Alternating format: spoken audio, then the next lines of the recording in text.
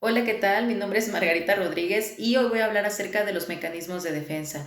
Cabe señalar que el primero en definir los mecanismos de defensa fue Sigmund Freud, también conocido como el padre del psicoanálisis, y su hija Ana posteriormente ayudó con el desarrollo de la investigación sobre el mismo tema. Los mecanismos de defensa nos ayudan como seres humanos a mantenernos en un equilibrio entre los impulsos que tenemos y lo que es políticamente correcto ante la sociedad cuando nos encontramos en una situación de estrés tanto psicológico como fisiológico.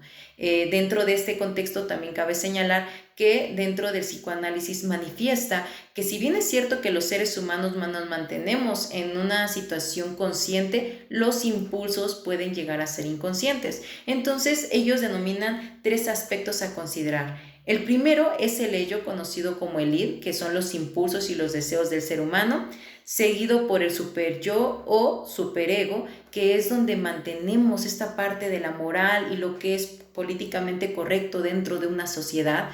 Y después tenemos lo que es el yo o el ego, que es el equilibrio entre los impulsos y lo que tenemos que hacer bien visto ante una sociedad.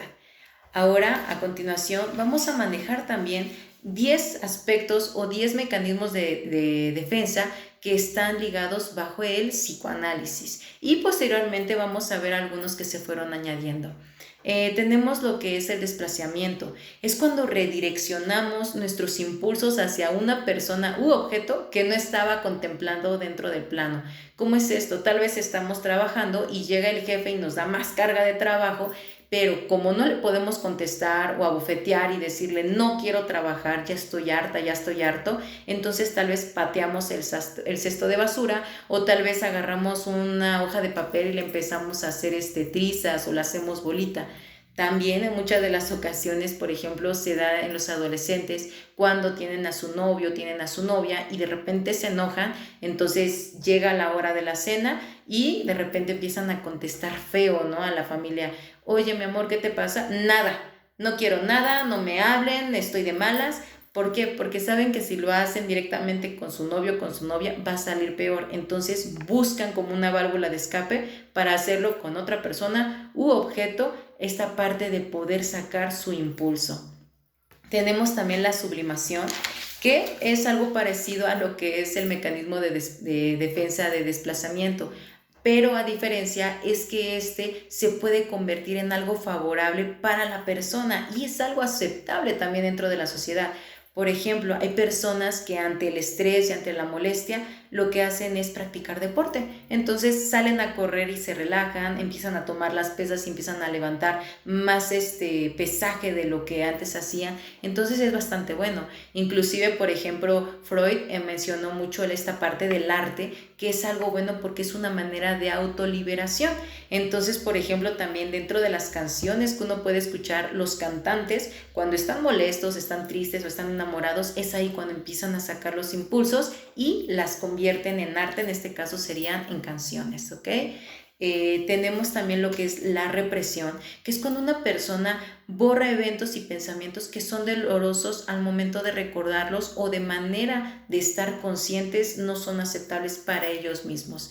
Entonces, dentro de esta parte, por ejemplo, muchas de las ocasiones hay familias que vienen con escasos recursos y dicen, bueno, mi economía es muy baja, entonces los niños no van a pedir algo más caro de lo habitual, ya, llámese ropa, llámese juguetes, llámese tecnología.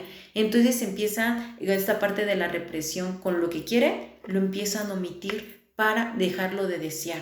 Ajá. Entonces también hace muchos años, todavía hay algunas veces que se llega a presentar en donde las mujeres no optan por ciertas profesiones que son más destacadas hasta cierto punto para los varones.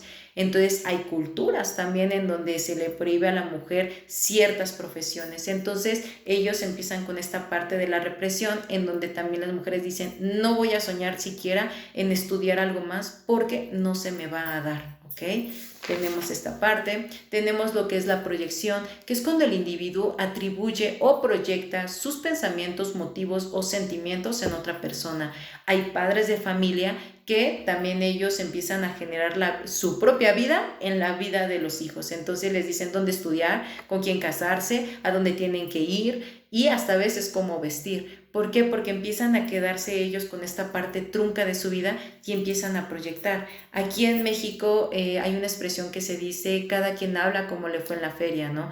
Bueno, esta expresión se refiere que cada quien va a hablar según cómo lo vivió, según cómo lo experimentó y también muchas de las veces como quisiera haberlo vivido. Entonces cada quien tiene que mantenerse de esta parte reservada para que cada quien sea libre de escoger lo que quiere vivir.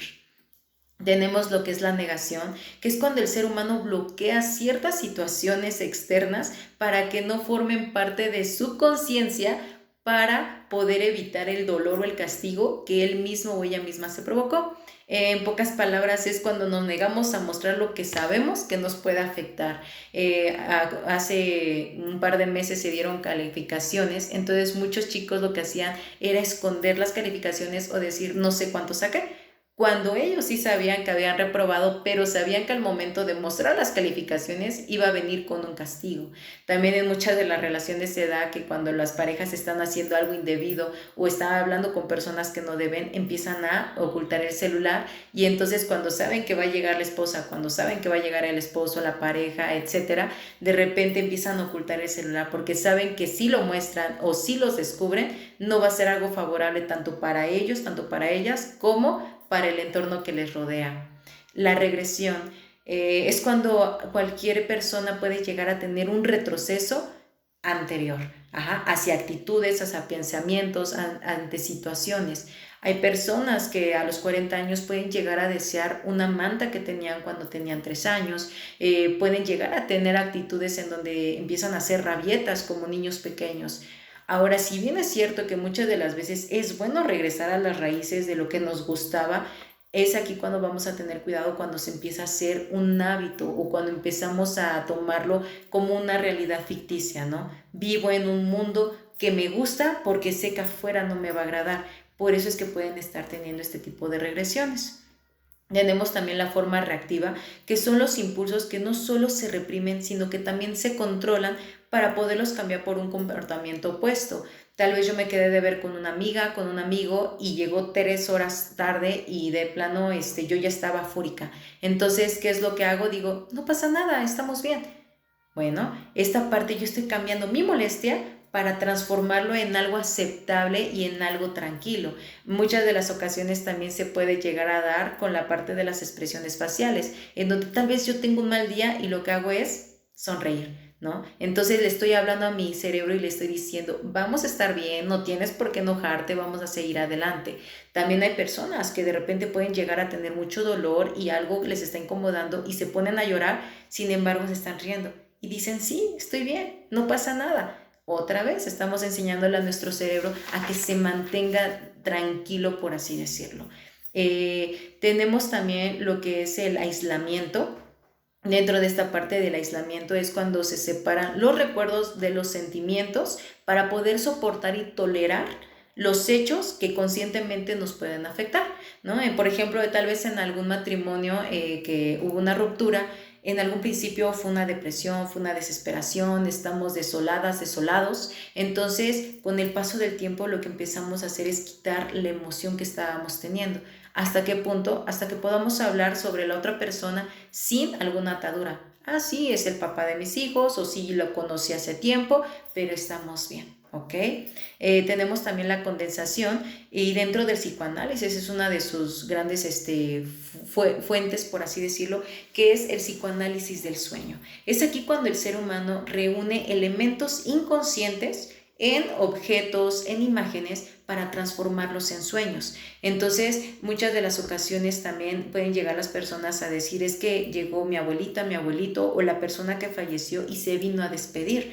Bueno, estamos dentro de esta parte proyectando, porque también dentro de este mecanismo de condensación se puede utilizar lo que es la proyección, el desplazamiento, el simbolismo, para poder generar una tranquilidad o poder proyectar algún deseo que nosotros queremos.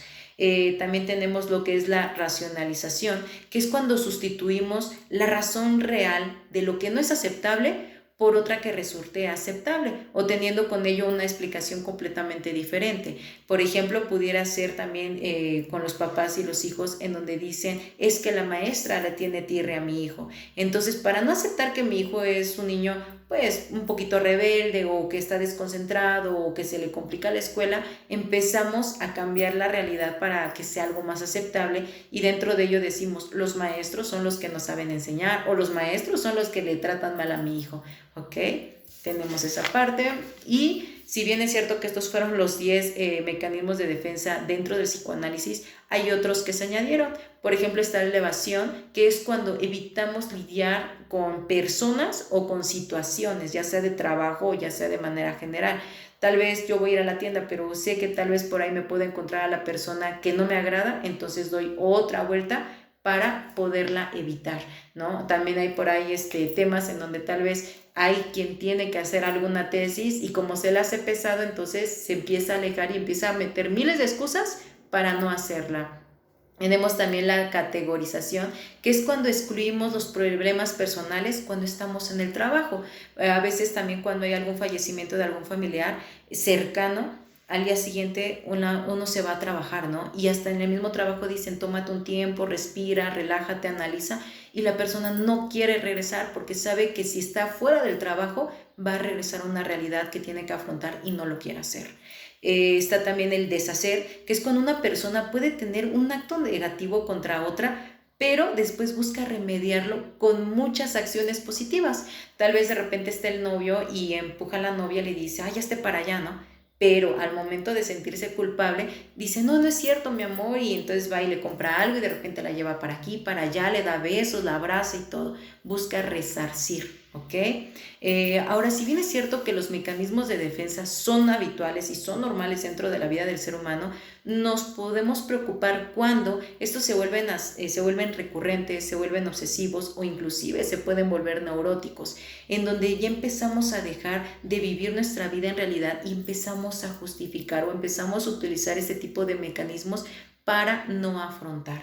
De la misma manera, lo más recomendable en este tipo de casos es que tú también puedas ver cuál es el mecanismo de defensa que se te está haciendo un hábito y que lo estás haciendo de manera repetitiva para que podamos ver desde dónde viene el factor, porque también cabe señalar que muchos de los mecanismos de defensa los podemos llegar a tener desde la infancia, ya sea porque lo aprendimos en alguien más o ya sea porque nos ayudó para poder salir de algunos problemas, ¿no? También aquí en México tenemos hasta la expresión que dice, aplica la chillona, ¿no? Ya sabemos que tenemos todo terminado, entonces tenemos que ponernos a llorar para que la gente se conmisere de nuestro dolor y podamos salir beneficiados.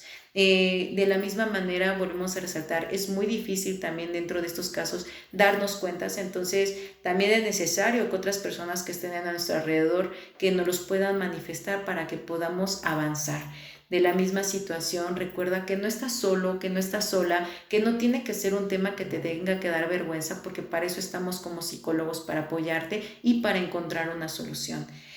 Nuevamente te agradezco por ver estos videos que son meramente informativos y en mi caso me encuentro trabajando en el nuevo Centro de Integración Social Forte en Citara, aquí en Huehuetoca, Estado de México. Los horarios son de martes a viernes a partir de las 11:30 de la mañana hasta las 8 de la noche y los días sábados a partir de las 8 de la mañana hasta las 8 de la noche. Muchísimas gracias y gracias por estar viendo estos videos. Cuídate mucho.